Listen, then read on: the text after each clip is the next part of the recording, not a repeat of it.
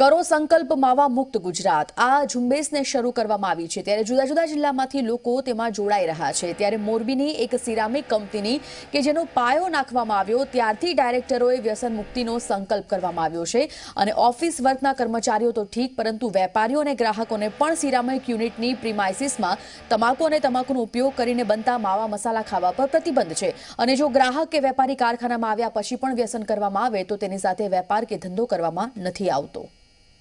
સંકલ્પ માવા મુક્ત ગુજરાત આ અભિયાનને જ્યારે G24 કલાક દ્વારા શરૂ કરવામાં આવ્યું છે ત્યારે ઘણા બધા લોકો આ અભિયાનમાં જોડાઈ રહ્યા છે અને પોતાના વ્યસનને છોડી રહ્યા છે।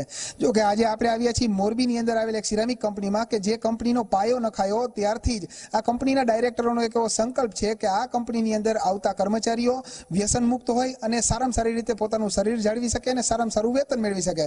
આ જે કંપની શરૂ કરી છે તો આપણે એના ડાયરેક્ટર પાસેથી જાણશું કે શા માટેથી તમે આવો એક સંકલ્પ કર્યો કે વ્યસન ન હોવું જોઈએ। જ્યારે અમે આ કંપનીની સ્થાપના કરી સેજ વિટ્રીફાઈડ પ્રાઇવેટ લિમિટેડ મોરબી ત્યારે અમે ડાયરેક્ટરોએ સંકલ્પ કરેલો કે ભાઈ આપણે તો કોઈ પાન માવા ખાવા નહીં પણ આપણા ઓફિસના સ્ટાફને પણ ખાવા દેવા નહીં। જો લોકો ખાતા હોય તો અમે નોકરી આપતા નથી। પહેલાં એને રિક્વેસ્ટ કરી છે ભાઈ તમે પાન માવા ન ખાઓ તો સારું નકર અમે અહીંયા તમને નોકરી આપશું નહીં।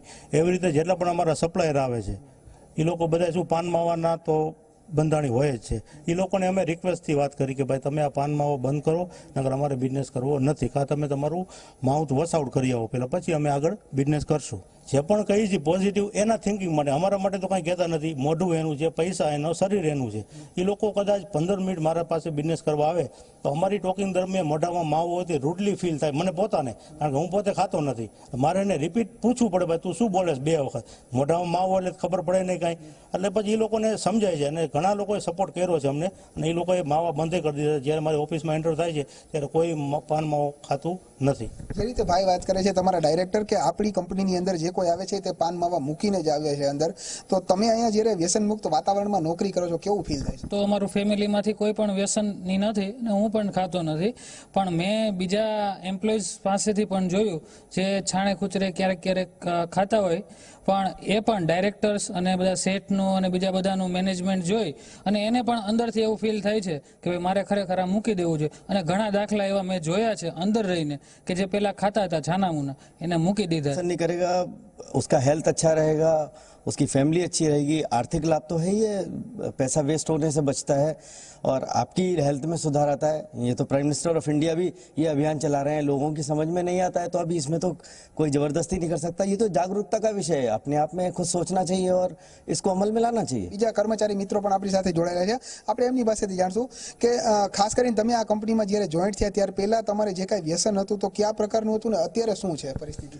હું જ્યારે આ કંપની સાથે જોડાયો ત્યારે હું પર ડેના 3 કે 4 માવા ખાતો પણ આ કંપની હારે જોઈન્ટ થઈને મને પોતાને એક એવો ફીલ થાય છે કે આપણા પોતાના ડાયરેક્ટરોએ જે આપણા પોતાના મતલબ ડાયરેક્ટરે જે કાંઈ અભિયાન પડ્યું આપણે એમાં સહકાર આપવો જોઈએ કેમ કે આ એક મેસેજ સમાજ માટે છે। એના માટે હું પહેલા હું 3 માવા ખાતો હોય મેં વ્યસન મુક્તિમાં અભિયાનમાં મેં છોડી દીધા છે। બધા વેપારી આવે છે ઘણા બધા સ્ટેટમાંથી અલગ અલગ સ્ટેટમાંથી આવે છે તો અમે એમને કહીએ જ છીએ કે તમે મૂકી દો વ્યસન ઓછું કરો। ધારો કે આપણે ગુજરાતમાં સૌથી વધારે વ્યસનનું છે પ્રમાણ તો અહીંયા આગળ આવે એટલે ફર્સ્ટ ઓફ ઓલ સિક્યુરિટી વાળાને કીધેલું જ છે કે તમે એમને ત્યાંથી જ ઇન્ફોર્મ કરી દો કે તમે હમણાં થોડા અમારી સેલ્સની પ્રિમાઇસીસમાં આવ્યા પછી તમે વ્યસન ના કરો। પછી એ લોકો ત્યાંથી કહી દે છે પછી અંદર આવ્યા પછી કદાચ જો એને ના કાઢ્યું હોય તો અમારા ત્યાં આગળ છોકરાઓ હોય એ લોકો એમને કહી દે કે તમે અંદર ડાયરેક્ટર પાસે કે કોઈ બી વ્યક્તિ પાસે જાઓ એની પહેલાં તમે તમારું માવો ખાધો હોય કે XYZ વસ્તુ ખાધી હોય તો એ કાઢી નાખો। પછી જો એનું બી ના માને તો અમારી પાસે આવે તો અમારે થોડું સ્ટ્રિક્ટલી થઈને એમને કેવું પડે છે કે તમે આ વસ્તુ કાઢી નાખો અને આપણે કંઈક સારી રીતે વાત કરી શકીએ એના માટે મેન અમે પ્રયાસ કરીએ છીએ અને ઘણું સારું બી થાય છે। ઘણા કરવા આવે છે અનુભવો પણ 99% સારું થાય છે। સિરામિક ઉદ્યોગમાં મોટા ભાગના ઉદ્યોગપતિઓ વ્યસન સાથે જોડાયેલા છે શું કહેશો તમે? ઘણું બધું ખરાબ લાગે છે આટલા બધા વ્યસન આટલા બધા આગળ આવેલા ઉદ્યોગપતિ છે છતાં પણ વ્યસન કરે છે એના માટે મને બહુ દુઃખ થાય છે। એટલે આ અમારા જે ડાયરેક્ટર બધા જોડાણા એ બધા વ્યસન વગરના હતા એનો મને આનંદ થયો અને એ આગળ વધે એના માટે બધા એમ્પ્લોયને પણ પ્રયાસ કરીએ છીએ કે ભાઈ તમે હવે વ્યસન મુક્ત થઈ જાઓ। ઇવન માવા તો એક બાજુ છે અમે ચા પાણી પણ નથી કહેતા બને ત્યાં લગી એને લીંબુ શરબત આપીએ છીએ ઠંડા પીણાની પણ આગ્રહ રાખતા નથી, એને ના પાડી દે ભાઈ ઠંડુ પણ નહીં મળે તમને. તમે જે રીતે વાત કરો છો, પણ વસ્તુ એવી છે કે મોરબીના મોટા ભાગના ઉદ્યોગપતિ એવું કહે છે કે પાન માવા કે જે કાંઈ વ્યસન કરે છે તમાકુના, એ કરવાથી એને થોડોક માનસિક રાહત મળે છે, કામનું બોધરેશન હોય છે. તો તમે પણ યુનિટ લઈને બેઠા, તમને કામનું બોધરેશન નથી લાગતું? નથી, જો પાન માવા મૂકી દઈએ તો એના કરતાં પણ સારું આગળ વધી શકે એવી મારી ઈચ્છા છે.